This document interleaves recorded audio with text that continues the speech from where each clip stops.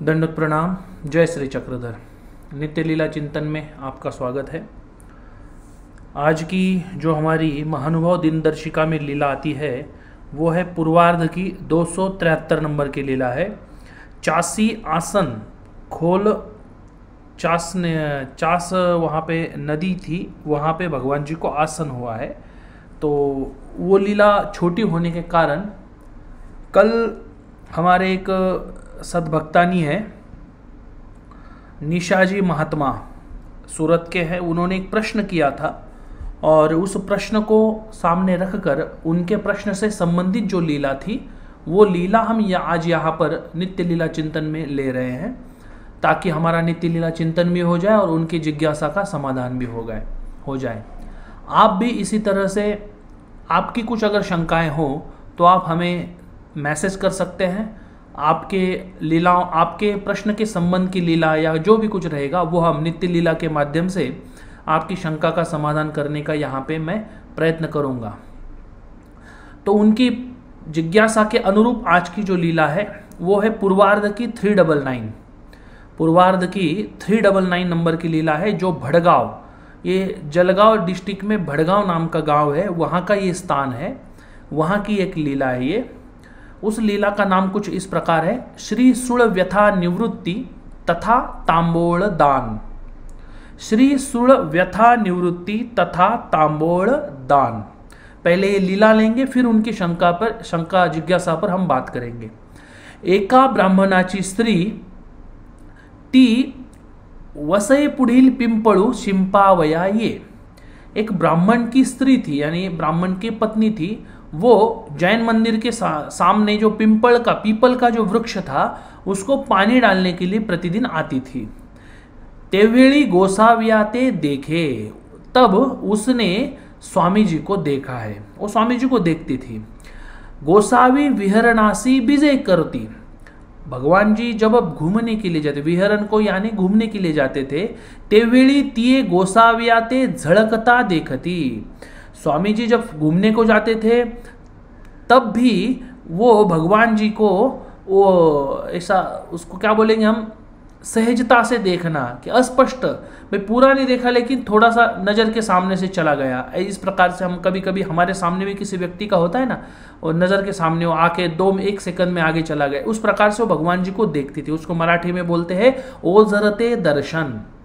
क्या बोलते हैं? झड़कता देखती, यानी मराठी में है वो जरते दर्शन, हिंदी में बोला जाता है कि भाई ऐसा थोड़ा सा देखना। तयासी गोसावियाच्या दर्शनाची अवस्था थोर उपन्नली, उसको भगवान जी का मैं दर्शन लूं, परमेश्वर का मैं दर्शन लूं, ऐसी उसके मन में एक उत्कट इच्छा हुई। उत्कट इच्छा यानी इच्छा का परमोच्च बिंदु, कि भाई वो करने की बहुत ज्यादा इच्छा होना। जैसे अभी किसी को अपना घर हो, ये बहुत ज़बरदस्त इच्छा होती है, मेरी पढ़ाई हो, ये बहुत ज़बरदस्त इच्छा होती है, ऐसे अनेक प्रकार की इच्छाएं होती है। वैसे ही इसको इच्छा हुई कि भगवान जी का मैं दर्शन लूं। महादाई से तयाच्या घरासी भिक्षेशी जाती, महादाईसा जो थी उनके घर में भिक्षा को जाती थी। तिये महादाईसाची बैसो घाली थी। अब भगवान जी का दर्शन उसको लेना था तो वो क्या करती थी, महादाईसा जी को बैठने के लिए डालती थी, सोपस कर भिक्षा देती, यानी अच्छे अच्छे पदार्थ भिक्षा में डालती थी। एकू दिसू महादाईसा ते तीही म्हणितले, उसने महादाईसा जी को बोला, आई तुमची या गोसाव्याचे दर्शन मज कैसे नहीं होईल, कि भाई आपके जो गोसावी है उनका दर्शन मुझे लेना है, उनका दर्शन मुझे कैसे होगा, क्योंकि माझा वरेतु दुरळू, कि भाई मेरा जो पति है वो पति मेरा गुस्सेल है, उसको गुस्सा आ जाएगा, तो मैं डरती हूं, लेकिन मुझे गोसावी का दर्शन मुझे लेना है।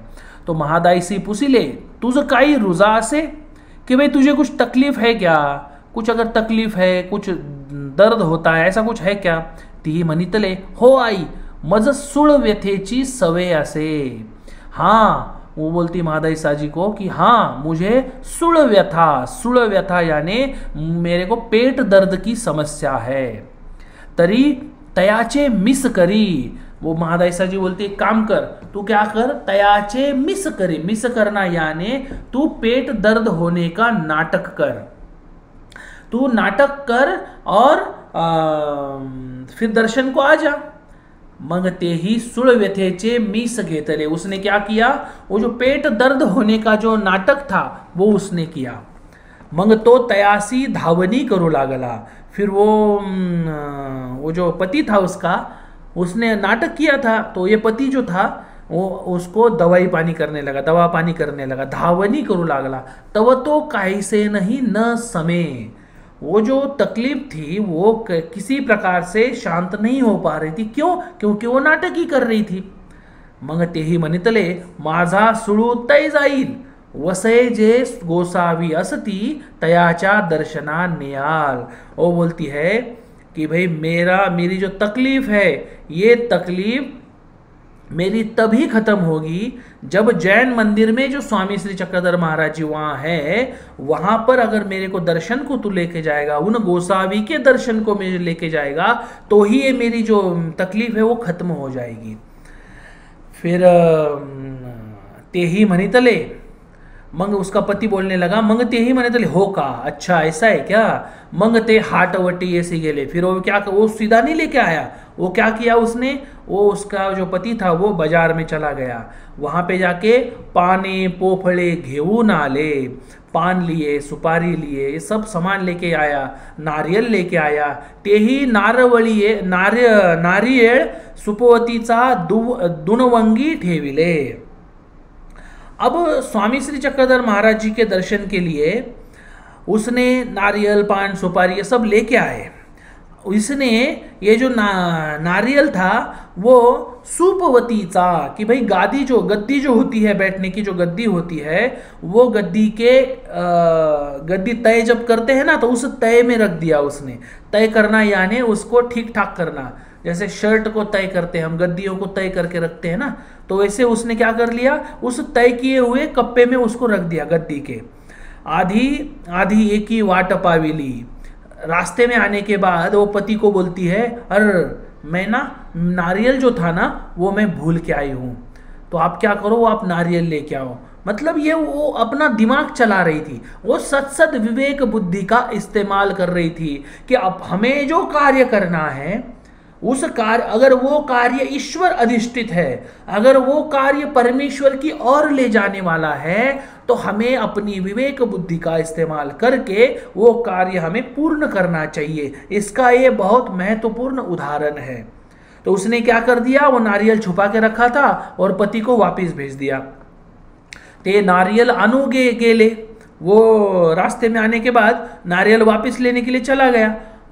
तिये वहिली गोसावियाच्या दर्शनासी गेली। वहिली, वो जल्दी जल्दी में फटाक से भगवान जी के दर्शन को चली गई। गोसावियासी उजविये पटिशाळेवरी आसनासे, स्वामी श्री चक्रधर महाराज जी राइट साइड में जो वरांडा था वहां पे भगवान जी आसन पे बैठे हुए थे। स्वामी जी उठ के खड़े हो गए, गोसाव्यास तेही बाहिया पसरूनी खेवदी दले। स्वामी श्री चक्रधर महाराज जी खड़े हो गए, उन ब्राह्मण बाई, वो जो बाई थी, वो जो पत्नी थी, उसने दोनों हाथ खड़े करके भगवान जी को हग किया है कि भाई उनको मिलने की उनकी इच्छा थी इतना, तो उनको क्या किया, उन्होंने हग किया है, दंडवत किया, श्री चरण को लगी। गोसाविया पुढे श्रीमुख पाहत बैसली, स्वामी श्री चक्रधर महाराज जी का श्रीमुख देखते देखते वो बैठ गई। उतने में वो नारियल लेके आ गया उसका पति। पाने पोफळे नारियल गोसाव्यासी दर्शन केले, दंडवत घातले, श्री चरणा लागले। मग गोसाविया जवळ बैसले, मग गोसाविया पुढा सांगो लागले, स्वामी जी को बताने लगा आगे हो, जीजी मिया बहुत ओखदे केली, बहुत धावनी केली, मैंने बहुत दवाई ली, मैंने बहुत औषध लिया, बहुत मंत्र उपचार भी किए, लेकिन काहे से नहीं सुड़ू न वचेची। मेरा जो पेट दर्द है, ये पेट दर्द किसी प्रकार से नहीं थम रहा था। फिर ये बोलती है, मतलब पत्नी को बोलता है, वो पत्नी की ओर देख के, फिर इसने बोला कि मुझे स्वामी जी के दर्शन को ले चल, फिर मेरी तकलीफ खत्म हो जाएगी। ये जब वो बता रहा था तो स्वामी श्री चक्रधर महाराज जी शांत से सुन रहे थे। फिर गोसाव्यासी दंडवत करून निघाली, ते पुढारे झाले, तिये मागोती गोसाविया पासी आली। वो आगे जाने के बाद वो फिर से स्वामी जी के पास आई और आने के बाद श्री मुखाचिया तांबोळा आंजुळी ओढविले, भगवान जी ने जो श्री तांबूल खाया था उसने अपने हाथ में लिया, भगवान जी ने उसको प्रसाद दिया हुआ है, उसने वो प्रसाद ले लिया और वहां से वो निकलती है।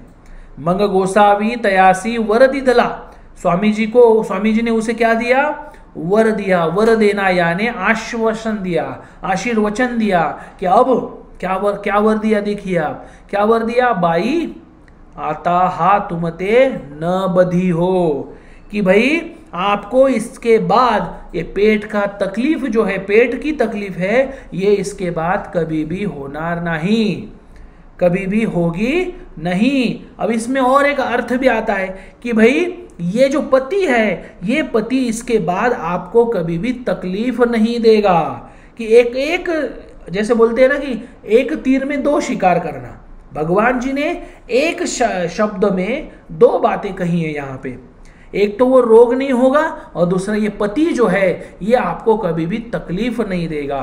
फिर उसने मंगतिया बाइया महादायसा ते मणितले, फिर महादायसा जी को बोलती है वो, आई एक पकवान माजे गोसाविया लागी नीच न्यावे हो, स्वामी जी को बोलती है कि भाई एक पकवान मेरे घर से आप भगवान जी के लिए एक पदार्थ नीच न्यावे हो, महादाई से नीच घेऊन येती। एक जो पकवान था महादायसा जी जो थी वो रोज लेके आती थी भगवान जी के दर्शन, भगवान जी को भोजन खिलवाने के लिए। ठीक है, अब इस लीला के एक शब्द के कारण आपको और एक जगह की लीला याद आएगी, वो शब्द है नीच। अब ये शब्द कहाँ पे आता है, आपको कहाँ याद आता है, जरा मुझे कमेंट कीजिएगा। भगवान जी ने कहीं पे बोला हुआ है कि नीच जाइजे, तो अब इस विषय पर आपको कौन सी लीला याद आती है, वो लीला आप जरूर कमेंट में लिखिएगा। निशा महात्मा जी इन्होंने मुझे प्रश्न किया है कि ये जो नंबर की लीला है, भगवान जी जब विहरण में जाते हैं तब वो ब्राह्मण स्त्री को देखते हैं, तो जब परमेश्वर किसी जीव को देखते हैं तो क्या होता है। ठीक है, तो निशा जी आपका प्रश्न है कि भगवान जी देखते हैं, भगवान जी नहीं देखे इस लीला में, इस लीला में उसने भगवान जी को देखा हुआ है। ठीक है, पहले तो प्रश्न को सुधार लेंगे। अब आपका प्रश्न कि परमेश्वर जब जीव को देखते हैं तो क्या होता है। देखो, परमेश्वर जब जीव को देखते हैं तो जीव का अधिकार जिस प्रकार से है उस प्रकार से वो घटना होती है। अगर जीव अज्ञानी है तो उसे वेद संपन्न होगा, अगर जीव ज्ञानी है और वो परमेश्वर करके देख रहा मानता है तो उसे अगले स्टेज में वो चला जाएगा। एक तो प्रेम का अगर योग आया हो तो प्रेम भी हो सकता है, और अगर कुछ भी न मिले तो ये जो संस्कार है परमेश्वर के नजर के सामने आना भी किसी ना किसी प्रत्येक जीव को कोई ना कोई लाभ करा के जाएगा। अब वो कौन सा लाभ कराएगा, जैसे हम बोलते हैं कि भाई पूजा अवसर में आता है कि दिशा अवलोकने, भगवान जी इधर देखते थे, देखने के बाद क्या होता था, अमंगल अगर दिशा है तो उसे क्या हो जाती थी, मंगल हो जाती थी, मंगल यानी अच्छा हो जाना। तो जिस पर भगवान जी की नजर पड़ती है उस जीव का क्या हो जाता है, भला हो जाता है। अब आप बोलोगे कि इसको डिस्क्राइब करो कि भाई होता क्या है, तो वो डिपेंड करता है किस जीव को भगवान जी देख रहे हैं, क्योंकि प्रत्येक जीव का अधिकार समान न होने के कारण इस प्रश्न का कोई ऐसा पर्टिकुलर आंसर नहीं दे सकते। क्योंकि अगर हम आंसर दे देंगे कि भाई आपको सुख हो जाएगा, तो सामने वाला अगर जीव अगर प्रेम का पात्र हो तो उसको प्रेम भी हो सकता है, अगर सामने वाला जीव अगर ज्ञान के प्राप्त हो तो उसको ज्ञान भी हो सकता है, सामने वाला जीव अगर नॉर्मल इंसान की तरह ही भगवान जी को देखता हो तो उसको केवल सुख भी हो सकता है। तो ऐसा सामने जिस जीव को भगवान जी देख रहे हैं उस जीव के ऊपर यह प्रश्न का जवाब निर्धारित रहेगा। ठीक है, अब कुछ ना कुछ तो मिलना ये तो तय ही है, उसमें तो कोई द्योरा नहीं है। तो आपका दूसरा प्रश्न है कि भगवान जी उसे तांबोल प्रसाद देते हैं तब भी उस जीव का क्या होता है। देखो, परमेश्वर का प्रसाद ग्रहण करना एक प्रकार हो गया, और यहाँ पे आज्ञा और अनुज्ञा ये समझना पड़ेगा कि भगवान जी खुद होके दे रहे हैं या सामने से मांग रहा है फिर दे रहे हैं। भगवान जी खुद होके दे रहे हैं उसका लाभ अलग रहेगा, सामने वाला मांगने पर भगवान जी दे रहे हैं उसका लाभ अलग रहेगा। वो पदार्थ जो है वो मूर्तिनिष्ठ पदार्थ है, भगवान जी का स्पर्श हुआ पदार्थ है, और भगवान जी का झूठा भोजन वो खा रही है, तो इसका मतलब वो प्रसाद है। तो ये भी उसके लिए सुखदायक रहेगा। ये क्या रहेगा? उस जीव के लिए सुखदायक रहेगा। तांबूल प्रसाद लेना, प्रसाद भगवान जी का लेना। वास्तविक रूप से देखा जाए तो प्रसाद ये कभी भी मांगा नहीं जाता, ये नैसर्गिक स्वरूप से देना पड़ता है। तीसरा प्रश्न आता है आपका इसी लीला से संबंधित, भगवान जी की परावाणी जब सुनते हैं तब उस जीव को क्या होता है? देखो, ईश्वर की परावाणी आपको पता है ना, शब्दाद्वारे देने आती। तो परमेश्वर की जब परावाणी कोई जीव सुनता है, ये भी प्रश्न उस जीव पर निर्धारित है। उसका अगर ज्ञान अधिकार आया होगा तो उसको ज्ञान होगा, उसको अगर वेद का अधिकार होगा तो उसको वेद भी हो सकता है, उसको अगर प्रेम का अधिकार होगा तो प्रेम भी हो सकता है। इस परमेश्वर की परावाणी सुनने के बाद ऐसा भी है कि किसी जीव को कुछ भी नहीं हो सकता, क्योंकि उसका योग ही उस प्रकार से होता है। उसने ज्ञानी पात्र का सुनने का प्रयत्न नहीं किया हो, बताया हुआ सुना नहीं हो, तो वो जो चाल है वो चाल बढ़ते बढ़ते परमेश्वर के सामने जाएगी, और परमेश्वर का भी वो सुनकर भी कुछ अनदेखा अनसुना कर देगा। तो इस प्रकार से सामने वाले जीव पर यह निर्भर है कि वो परमेश्वर का देखने पर, परमेश्वर का प्रसाद लेने पर और परमेश्वर का सुनने पर, मायापुर से सुनने पर उसका क्या इफेक्ट होने वाला है, ये सुनने वाले, देखने वाले और प्रसाद लेने वाले जीव पर यह निर्भर होता है। आप भी इस प्रकार से प्रश्न हो तो आप जरूर कमेंट करिएगा। मिलते हैं कल की नित्य लीला चिंतन में, तब तक सभी को दंडोत प्रणाम और जय श्री चक्रधर।